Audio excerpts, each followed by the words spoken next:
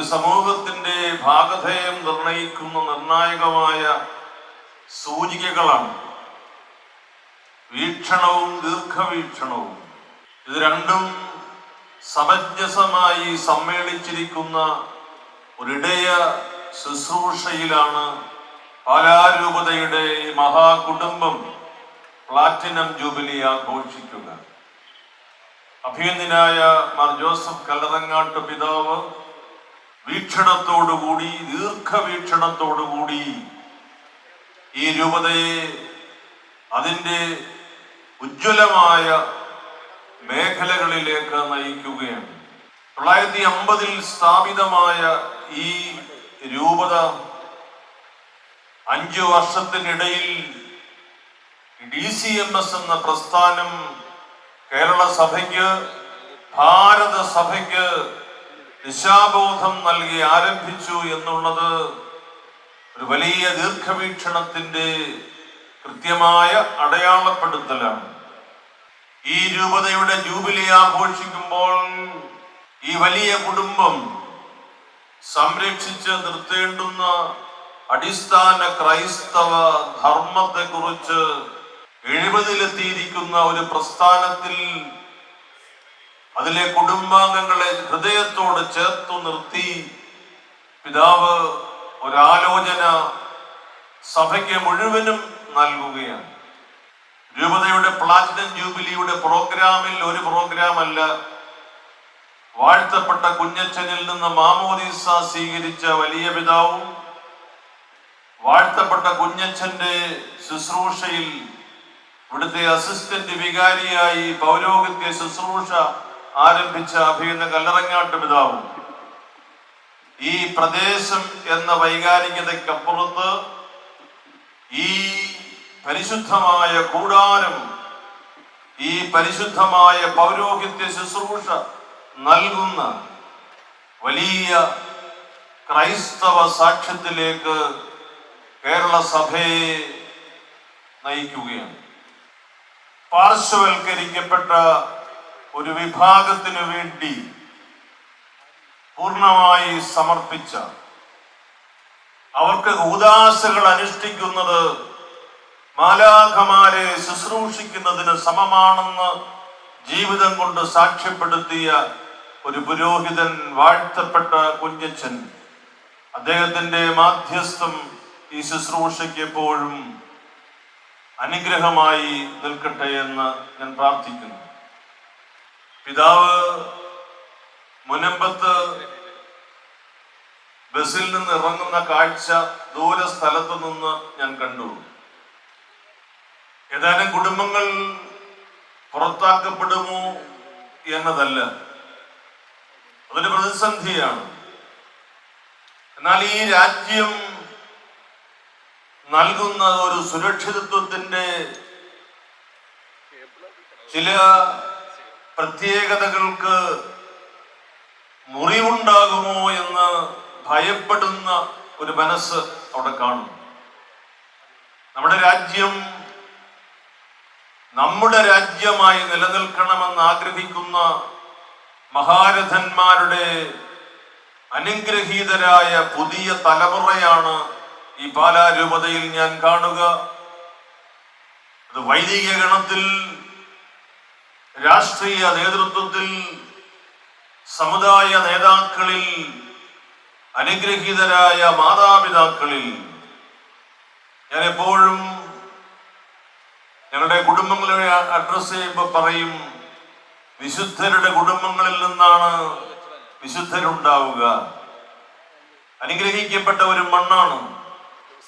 ഈ പാലാരൂപതയുടെ ചരിത്രത്തിൽ ദേശബോധം ഉയർത്തിയ അനിതര സാധാരണ വൈദഗ്ധ്യമുള്ള രാഷ്ട്രീയ നേതാക്കൾ ഈ സ്ഥലത്ത് നിന്ന് മഹാത്മജിയോടൊപ്പവും അതിന് തുടർച്ചയായും ഇപ്പോഴും പ്രവർത്തിക്കുന്നു എന്നുള്ളത് നമുക്ക് അഭിമാനം നൽകുന്ന വസ്തുതയാണ്.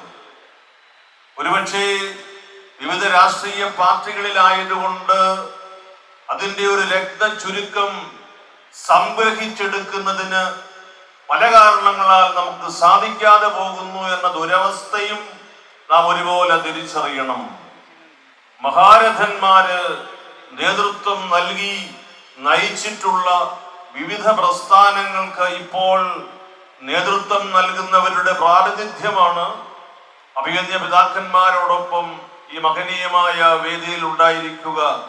പള്ളിയിൽ വന്ന് പ്രാർത്ഥിച്ച് വിശുദ്ധ കുർബാന സ്വീകരിച്ച് നിയമസഭയിലേക്കും പാർലമെന്റിലേക്കും സമരവേദികളിലേക്കും പോയിട്ടുള്ള പുരാതനമായ ക്രൈസ്തവ ജീവിതം നയിച്ചിട്ടുള്ള മഹാരഥന്മാരുടെ മണ്ണിൽ നിന്ന്, വാഴ്ത്തപ്പെട്ട കുഞ്ഞച്ചന്റെ ഖബറിൽ നിന്ന് നമ്മൾ പറയുന്നു, നമ്മുടെ ദളിത് ക്രൈസ്തവരുടെ വിഷയം നമ്മുടെ ക്രിസ്തീയ ജീവിതത്തിന്റെ ധർമ്മമാണ്.